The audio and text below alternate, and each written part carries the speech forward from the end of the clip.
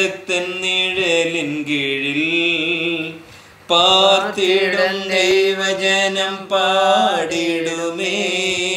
യഹോവ നമ്മുടെ ആശ്രയവും സങ്കേതവും കോട്ടയുമേ. യഹോവ നമ്മുടെ ആശ്രയവും സങ്കേതവും കോട്ടയുമേ. അത്യുന്നതൻ മറവിൽ സർവശക്തൻ നിഴലിൻ കീഴിൽ പാർത്തിടും ദൈവജനം പാടിടുമേ.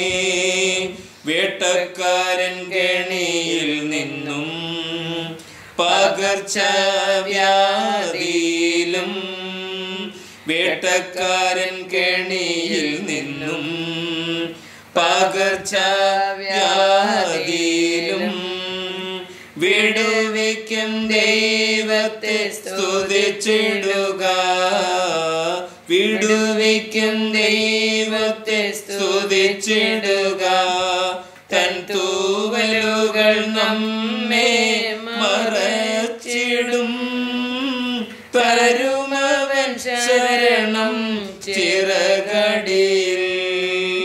തൻ തൂവലുകൾ നമ്മെ മറച്ചിടും. തരുമവൻ ശരണം ചിറകടിയിൽ. അത്യുന്നതൻ മറവിൽ സർവശക്തൻ നിഴലിൻ കീഴിൽ പാർത്തിടും ദൈവജനം പാടിടുമേ. രാത്രിയിലെ ഭയത്തെയും പകൽ പറക്കും അസ്ത്രത്തെയും രാത്രിയിലെ ഭയത്തെയും പകൽ പറക്കും അസ്ത്രത്തെയും ഭയപ്പെടേണ്ട ഉച്ചയ്ക്കുള്ള സംഹാരത്തെയും ഭയപ്പെടേണ്ട ഉച്ചയ്ക്കുള്ള സംഹാരത്തെയും. നിൻ വശത്ത് 1000 വീഴും 10,000 നിൻ വലത്തും. നിൻ വശത്ത് 1000 വീഴും 10,000 നിൻ വലത്തും.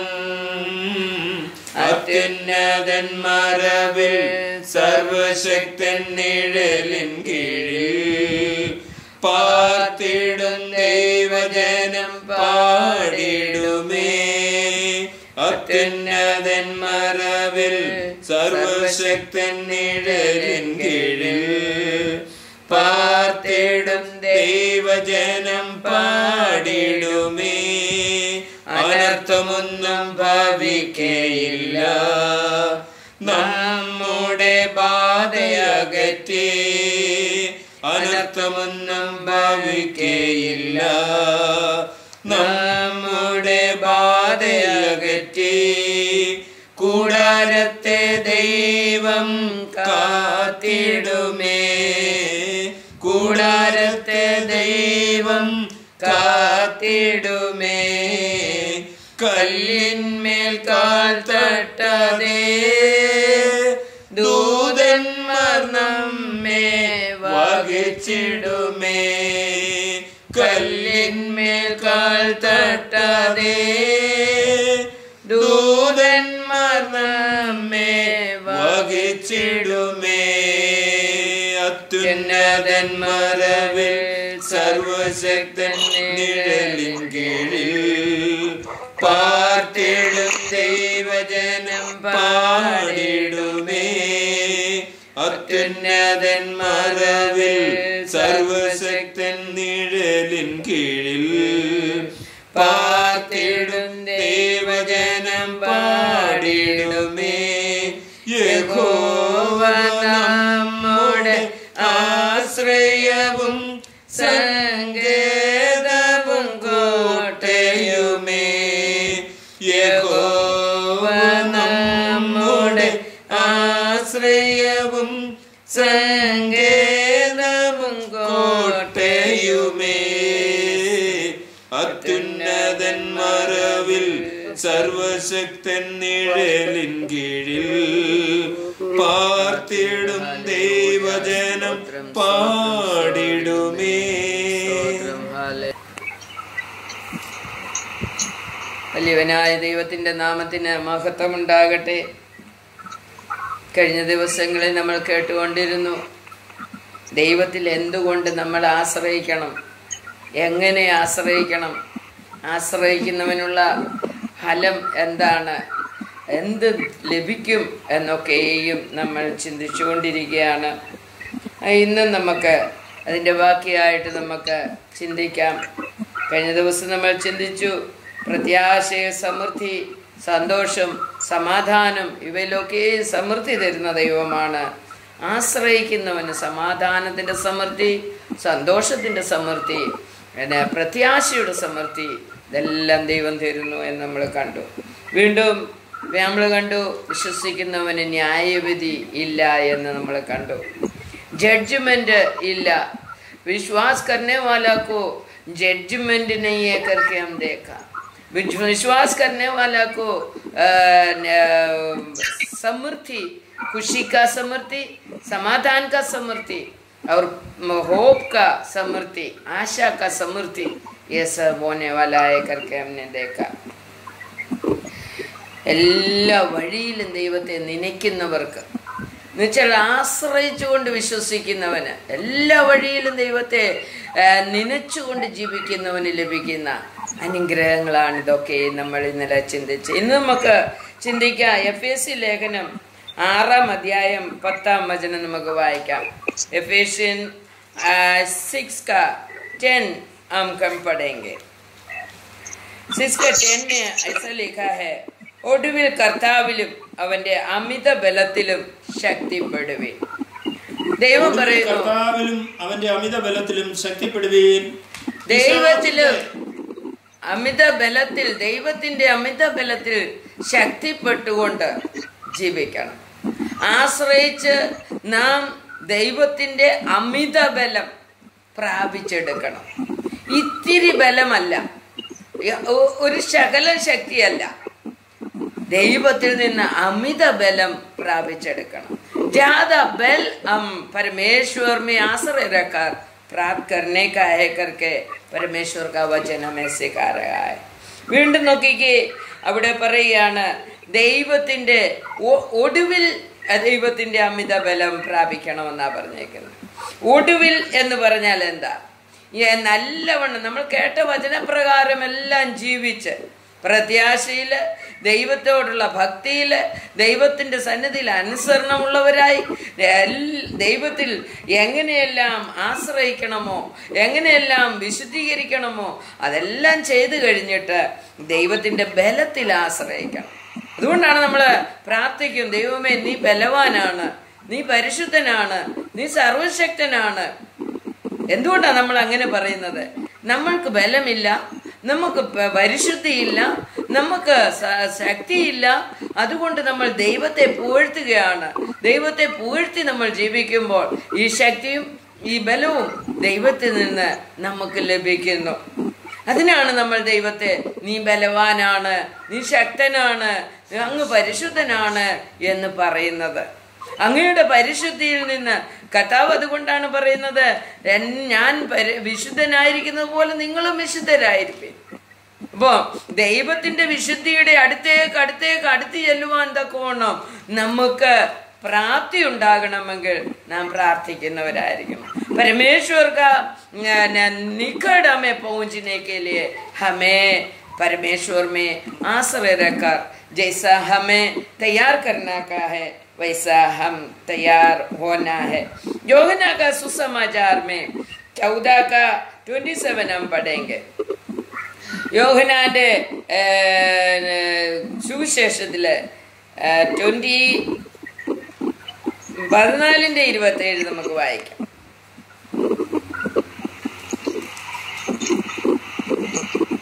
14:27 ഇങ്ങനെ പറയുകയാണ്, സമാധാനം ഞാൻ നിങ്ങൾക്ക് തന്നേച്ചു പോകുന്നു, എന്റെ സമാധാനം ഞാൻ നിങ്ങൾക്ക് തരുന്നു, ലോകം തരുന്ന പോലെയല്ല ഞാൻ നിങ്ങൾക്ക് തരുന്നത്. മതി. ദൈവം പറയുന്നു, എന്നിൽ ആശ്രയിക്കുന്നവന് ഞാൻ എന്തുവാ കൊടുക്കുന്നത്? സമാധാനം തന്നേച്ചു പോകുന്നു. അപ്പൊ ദൈവത്തിൽ ആശ്രയിക്കുന്ന ഒരു വ്യക്തിക്ക് എന്തുണ്ട്? സമാധാനമുണ്ട്. ലോകം തരുന്നത് പോലെ അല്ല എന്ന് പറയുകയാണ്. അപ്പം ദൈവത്തിൽ നാം എത്രത്തോളം ആശ്രയിക്കുമോ, എങ്ങനെ ആശ്രയിക്കുമോ അതനുസരിച്ചിരിക്കും, അതിൻ്റെ അളവനുസരിച്ചിരിക്കും നമുക്ക് സ്വർഗീയമായ സമാധാനം ലഭിക്കുന്നത്. അപ്പം നമ്മുടെ ആശ്രയം അളന്നു നോക്കിയിട്ട് ദൈവം സമാധാനം നമുക്ക് അളന്നു തരുകയാണ് ചെയ്യുന്നത്. परमेश्वर का शांति और समाधान हमारा जीवन में आने के लिए हमारा आश्रय को परमेश्वर माप कर देखते हैं. നമ്മുടെ ആശ്രയം എത്രത്തോളം ഉണ്ടോ അത്രത്തോളം ദൈവം നമ്മളെ എന്ത് ചെയ്യും? സമാധാനം കൊണ്ട് നിറയ്ക്കും. ലോകം തരുന്നത് പോലെ അല്ല നിങ്ങൾക്ക് സമാധാനം ദൈവം തരുന്നത്. ലോകം തരുന്ന സമാധാനം എന്താണ്? ലോകം തരുന്ന സമാധാനം പൈസ തരും, ജോലി തരും, ജോലിയിൽ കൂടി അല്പ ശമ്പളം കിട്ടുമ്പോൾ അല്പ സമാധാനം കിട്ടും. രോഗം വന്നില്ലെങ്കിൽ രോഗത്തിൽ നിന്ന് സൗഖ്യം കിട്ടുമ്പോൾ അല്പ സമാധാനം കിട്ടും. അപ്പൊ ദൈവം തരുന്ന സമാധാനം എന്ന് പറയുന്നത് രോഗത്തിലും പൈസ ഇല്ലെങ്കിലും ഉണ്ടെങ്കിലും ആ സമാധാനം നിലനിൽക്കുന്നതാണ്. ഹല്ലേലൂയ. परमेश्वर देने वाला समाधान, जैसा हमारे अंदर पैसा नहीं है, हमारे हाथ में पैसा नहीं है तो भी वो शांति, वो समाधान हमारे साथ रहेगा. रोगी बन जाएगा तो भी, रोग नहीं है तो भी वो समाधान हमारे साथ रहेगा. നമ്മുടെ ലോകം തരുന്ന സമാധാനം, രോഗം അല്പ സൗഖ്യം കിട്ടിയാൽ നമ്മൾ പറയാം, ഓ സമാധാനമായി. എന്നാൽ അടുത്ത രോഗം പിന്നെയും വരും. അതുകൊണ്ട് നമ്മൾ ദൈവസന്നിധിയിൽ ആശ്രയിക്കുമ്പോൾ, ദൈവത്തിൽ ആശ്രയിക്കുമ്പോൾ ഏതവസ്ഥയിലും സമാധാനത്തോടെ ജീവിക്കുവാനുള്ള കൃപയാണ് ദൈവം തരുന്നത്. ഹല്ലേലൂയ. യോഹന്നാന്റെ സുവിശേഷം 7-ാം അധ്യായത്തിന്റെ 7:38 നമുക്ക് വായിക്കാം. 7वां अध्याय का 38 हिंदी में ले लो और पढ़ो जल्दी जल्दी. എന്നിൽ വിശ്വസിക്കുന്നവന്റെ ഉള്ളിൽ നിന്ന് തിരുവെഴുത്ത് പറയുന്നത് പോലെ ജീവജലത്തിന്റെ നദികൾ ഒഴുകും എന്ന് വിളിച്ചു പറഞ്ഞു.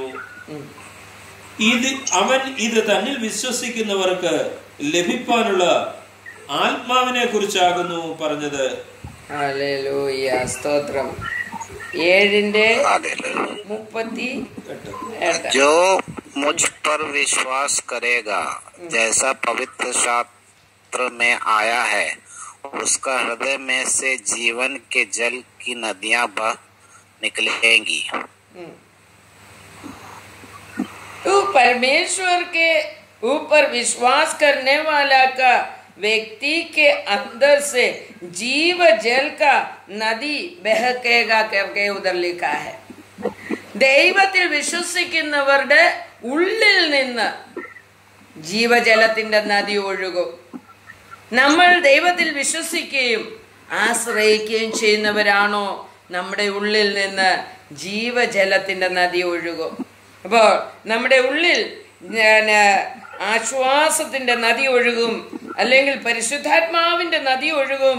പരിശുദ്ധാത്മാവിനെ നമുക്ക് ലഭിക്കും എന്നാണ് അവിടെ എഴുതിയിരിക്കുന്നതിന്റെ അർത്ഥം. पवित्र आत्मा को हम प्राप्त करेगा करके उधर लिखा है. जीव जल का नदी बोलेगा तो पवित्र आत्मा है. तो वो पवित्र आत्मा होने वाला जीव जल हमारा अंदर से बहकने लगेगा. किधर बहकेगा? जो जिसके अंदर पवित्र आत्मा नहीं है उसके लिए बहकेगा. तो നമ്മളിൽ നിന്ന് മറ്റുള്ളവരിലേക്ക് പരിശുദ്ധാത്മാവ് പകരപ്പെടുവാൻ ഇടയായിത്തീരും. परमेश्वर में आश्रय रखने वाला लोगों के अंदर पवित्र आत्मा भर जाएगा, और भरने वाला भरकर बहकने का समय दूसरे लोगों के अंदर वो भर जाने के लिए शुरू होएगा. तो हम परमेश्वर में आश्रय रखकर हमें जीना है। सुसमाचार, यूहन्ना का सुसमाचार 3 अध्याय का 17 जरा पढ़िए।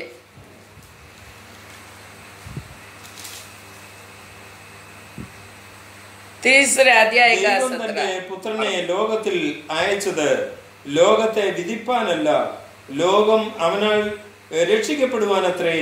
അവനിൽ വിശ്വസിക്കുന്നവന് ന്യായവിധിയില്ല। परमेश्वर ने अपने पुत्र को जगत में इसलिए नहीं भेजा कि वह जगत पर दंड की आज्ञा दे, परंतु इसलिए कि जगत उसके द्वारा उद्धार पाए। दुनिया को दंड देने के लिए नहीं, दंड से छुटकारा देने के लिए परमेश्वर का पुत्र यीशु मसीह को इस दुनिया में परमेश्वर भेजा है करके लिखा है। परमेश्वर का पुत्र यीशु मसीह में विश्वास करने वाला के ऊपर दंड का आज्ञा नहीं आएगा करके लिखा है। ന്യായ വിധി അവന്റെ മേൽ വരികയില്ല. ഇതിനു വേണ്ടിയാണ് നമ്മൾ ദൈവത്തിൽ ആശ്രയിക്കേണ്ടത്. ന്യായവിധിയിൽ അന്യജാതിക്കാരും പാപികളും ചെന്ന് നിൽക്കുന്നിടത്ത്, വിശുദ്ധിയില്ലാതെ ജീവിച്ചവർ ചെന്ന് നിൽക്കുന്നിടത്ത് നമ്മൾ ചെന്ന് നിൽക്കാൻ ഇടയാകാതിരിക്കാൻ ദൈവം പറയുകയാണ്, നിങ്ങൾ എന്നിൽ ആശ്രയിക്കുന്നവരായി തീരുക. എന്നിൽ ആശ്രയിച്ചാൽ നിങ്ങളുടെ ന്യായവിധി ഒഴിഞ്ഞു പോകും. സങ്കീർത്തന പുസ്തകം 37-5 പറയുന്നു, ഭജൻ സംഗീത 37 का 5वां वचन, നിന്റെ വഴി യഹോവയെ ഫലമേൽപ്പിക്കുക, അവനിൽ തന്നെ ആശ്രയിക്കുക, അവനത് നിർവഹിക്കും.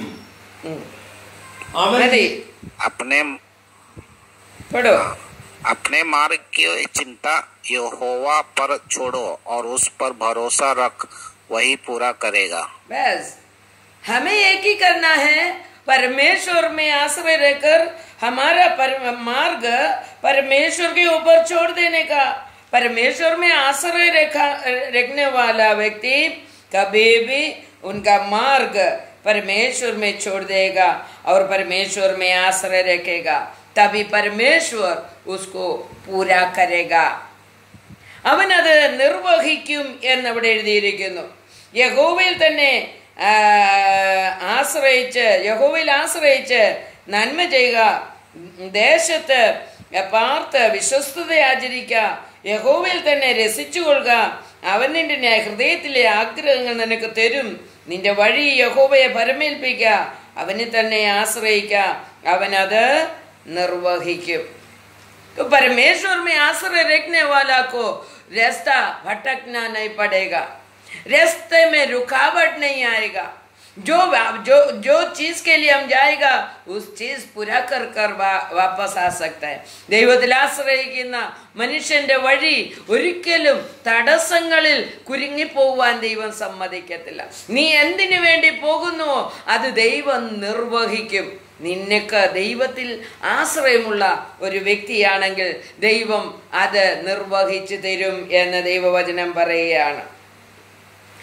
പത്രോസിന്റെ ലേഖനം 1 പത്രോസ് 4 അധ്യായത്തിന്റെ 7 വചനം, पहले पत्रोस का 4 का 17 हम पढ़ेंगे. 4 का 17 में ऐसा लिखा है, ന്യായവിധി ദൈവഗൃഹത്തിൽ ആരംഭിപ്പാൻ സമയമായല്ലോ. അത് നമ്മിൽ തുടങ്ങിയാൽ ദൈവത്തിന്റെ സുവിശേഷം അനുസരിക്കാത്തവരുടെ അവസാനം എന്താകുന്നു? നീതിമാൻ പ്രയാസേന രക്ഷ പ്രാപിക്കുന്നുവെങ്കിൽ അഭക്തന്റെയും പാപിയുടെയും ഗതി എന്താകും? മതി, ഹിന്ദി में पढ़िए. क्योंकि वह समय आ पहुंचा है कि पहले परमेश्वर के लोगों का न्याय किया जाए, और जबकि न्याय का आरंभ हम ही से होगा तो उनका क्या अंत होगा जो परमेश्वर के सुसमाचार को नहीं मानते. जो परमेश्वर का बच्चे लोगों को न्याय विधि में, बच्चे लोगों को न्याय विधि से होकर जाना पड़ते हैं, तो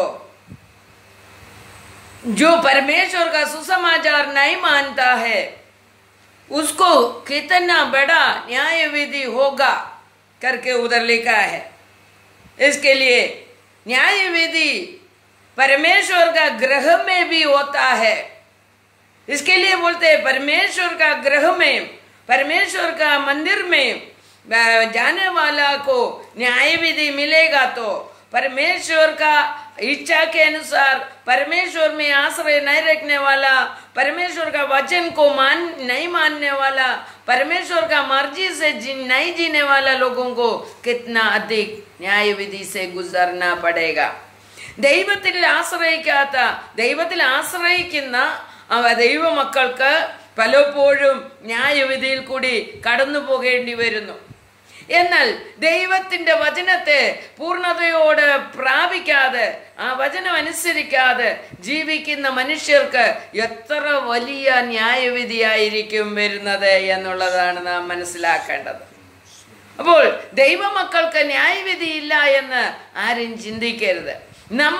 നമ്മളോട് പറയുന്നത് നീ ന്യായവിധിയിൽ നിന്ന് ഒഴിഞ്ഞു മാറുവാൻ തക്കവണ്ണം നീ നിന്റെ ജീവിതത്തെ ഒരുക്കണമെന്നാണ് പറയുന്നത്. നാം ഒന്ന് പ്രാർത്ഥിച്ചു, ഒരു ബൈബിൾ വായിച്ചു എന്ന് പറഞ്ഞ് നമ്മുടെ ന്യായവിധി ഒഴിഞ്ഞു പോകത്തില്ല. നമ്മുടെ പാപത്തെ പരിപൂർണമായി കഴുകിക്കളയുന്ന ഒരു വ്യക്തിയായി നാം മാറിയെങ്കിൽ, വിശുദ്ധരായി നമ്മൾ ജീവിച്ചെങ്കിൽ മാത്രമേ വചനം അതുപോലെ അനുസരിച്ച് ദൈവത്തിൽ ആശ്രയിച്ച് വിശ്വാസത്തിൽ വർദ്ധിച്ച് നാം പ്രത്യാശയിൽ വർദ്ധിച്ച് ജീവിക്കുന്ന ഒരു വ്യക്തിയാണോ നമ്മുടെ ന്യായവിധി ഒഴിഞ്ഞു പോകും. അല്ല എങ്കിൽ നമ്മുടെ സാദാസീത, നമ്മുടെ വിശ്വാസവും നമ്മുടെ സാദാസീത അല്പം അനുസരിച്ച് ജീവിക്കുന്ന അവസ്ഥയൊക്കെ നമ്മളെ ന്യായവിധിയിലൂടെ കടത്തിവിടും. അതുകൊണ്ട് थोड़ा विश्वास रखकर जीने वाला को, थोड़ा प्रार्थना कर कर, थोड़ा सब कुछ कर कर जीने वाला को न्याय विधि में गुजरना पड़ेगा. बहुत बड़ा न्याय विधि से गुजरना पड़ेगा.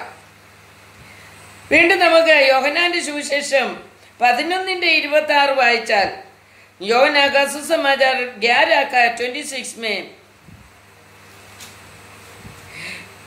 യേശുവിൽ വിശ്വസിക്കുന്നവർ और जो कोई जीवित है और मुझ पर विश्वास करता है वह अनंत काल तक ना मरेगा. क्या तू इस बात पर विश्वास करती है?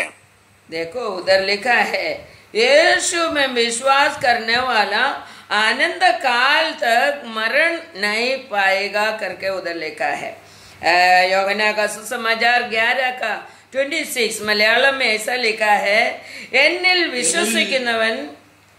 വിശ്വസിക്കുന്നവൻ ആരും ഒരു നാളും മരിക്കയില്ല. ഇത് നീ വിശ്വസിക്കുന്നുവോ എന്ന് പറഞ്ഞു.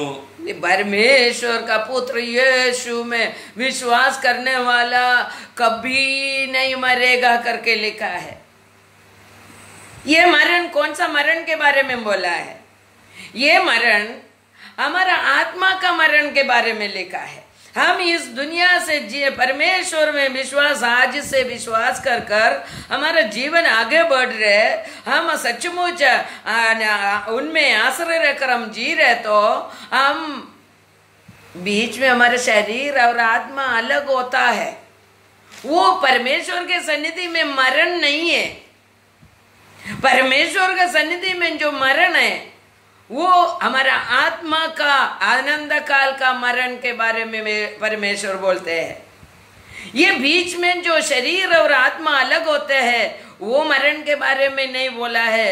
आत्मा का मरण नहीं होएगा करके लिखा है. ഇവിടെ പറയുന്നത് എന്നിൽ വിശ്വസിക്കുന്നവൻ മരിച്ച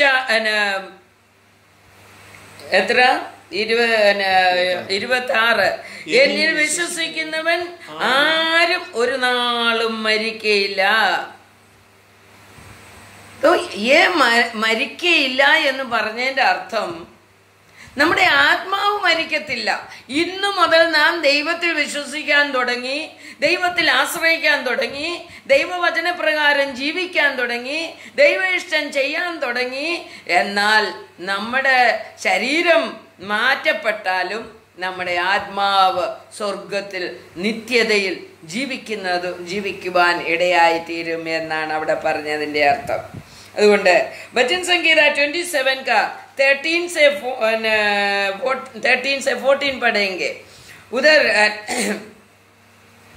27 का 13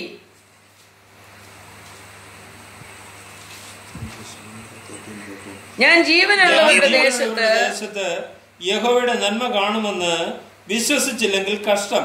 നോക്കിക്കേ, അവിടെ പറയാണ് मैं जीवित लोगों के बीच में परमेश्वर का भलाई देखेगा करके जो विश्वास नहीं करता है उसको कष्ट है करके बोलते हैं.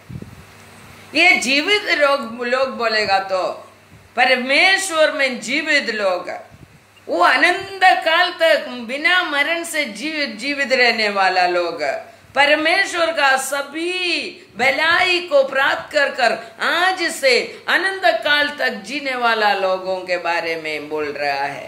वो लोग ऐसा विश्वास नहीं करेगा तो वो लोग को कष्ट है करके लिखा है. ദൈവത്തിൽ ആശ്രയിക്കുന്നവർ ഞാൻ ജീവനുള്ളവരുടെ ദേശത്ത് ദൈവത്തിന്റെ നന്മ കാണുമെന്ന് നമ്മൾ വിശ്വസിക്കണം. എന്ന് വെച്ചാൽ നിത്യതയിൽ ദൈവത്തിന്റെ നന്മ ഞാൻ അനുഭവിക്കുമെന്ന് വിശ്വസിക്കുന്ന മക്കളായി നമ്മൾ മാറണം. നമ്മൾ ജീവിക്കുന്ന ദൈവത്തിന്റെ കൂടെ ഞാൻ വസിക്കും എന്ന് പൂർണ്ണതയോടെ വിശ്വസിച്ച് അത് പ്രാപിക്കുന്ന ഒരു വ്യക്തിയായി മാറണം എന്ന് ദൈവം ആഗ്രഹിക്കുന്നു. സങ്കീർത്തനം 9:9 യഹോവ പീഡിതന് ഒരു അഭയസ്ഥാനം, കഷ്ടകാലത്ത് ഒരു അഭയസ്ഥാനം തന്നെ. നിന്റെ നാമത്തെ അറിയുന്നവർ നിങ്ങൾ ആശ്രയിക്കും. യഹോവ നിന്നെ അന്വേഷിക്കുന്നവരെ നീ ഉപേക്ഷിക്കുന്നില്ലല്ലോ. നോക്കിക്കേ, അവിടെ പറയാണ് യഹോവ परमेश्वर को ढूंढने वाला को आश्रय करने वाला को कभी परमेश्वर छोड़ेगा नहीं है करके लिखा है. वो परमेश्वर को अभय स्थान मीन्स हम उनमें अभय लेने वाला व्यक्ति है तो परमेश्वर में आश्रय रखने वाला व्यक्ति है तो कभी तुम्हें परमेश्वर छोड़ेगा नहीं है करके लिखा है.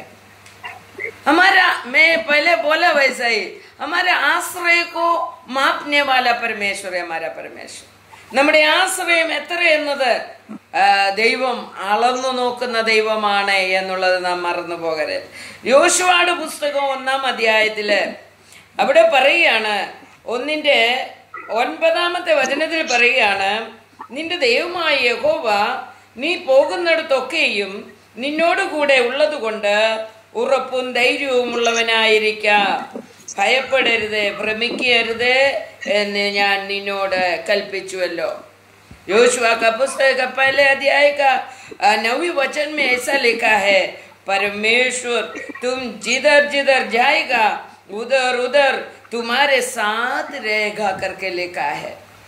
एक चीज तुम्हारे अंदर होना मांगते है, मेरा परमेश्वर मेरे साथ है करके तुम धीरज रखना पड़ेगा, विश्वास करना पड़ेगा. तुम डरो मत क्योंकि परमेश्वर मेरे साथ है करके तुम विश्वास कर जाना पड़ेगा करके उधर लिखा है. अपना विश्वास को मापते हैं परमेश्वर. हम कोई भी चीज देखेगा तो तुरंत डर जाता है.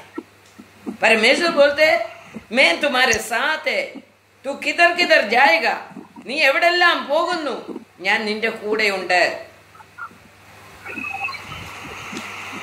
നാം ലോകത്തെ ഭയപ്പെടുന്നുവെങ്കിൽ നമ്മളിൽ ദൈവഭയമില്ല, ദൈവം കൂടെ ഉണ്ടെന്നുള്ള വിശ്വാസമില്ല, ദൈവം വിടുവിക്കുമെന്നുള്ള വിശ്വാസമില്ല.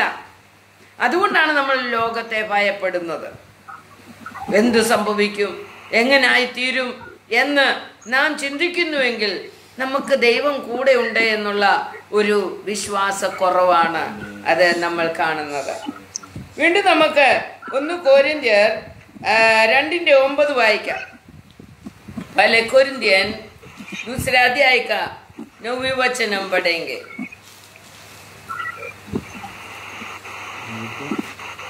दूसरा अध्याय का 9.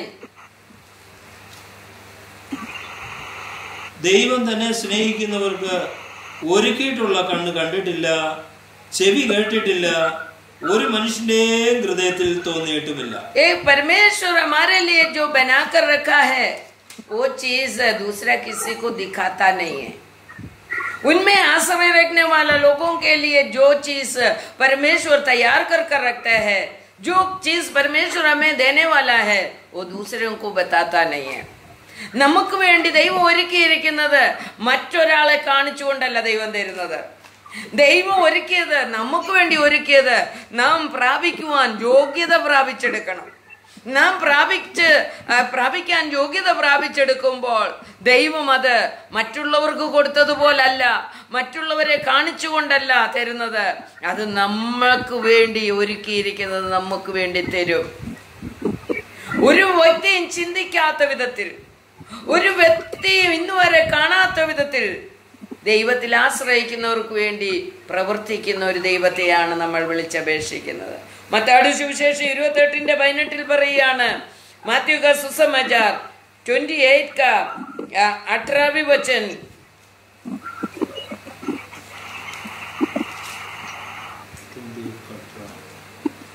യേശു അടുത്ത് ചെന്ന്, സ്വർഗത്തിലും ഭൂമിയിലും സകല അധികാരവും എനിക്ക് നൽകപ്പെട്ടിരിക്കുന്നു.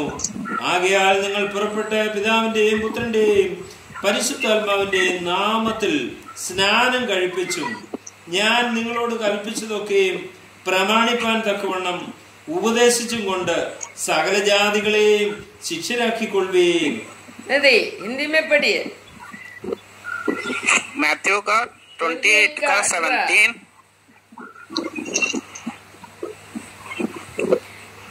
मैथ्यू का पढ़िए. 28 है क्या? 28:18. यीशु ने उनसे उनके पास आकर कहा कि स्वर्ग और पृथ्वी का सारा अधिकार मुझे दिया गया है.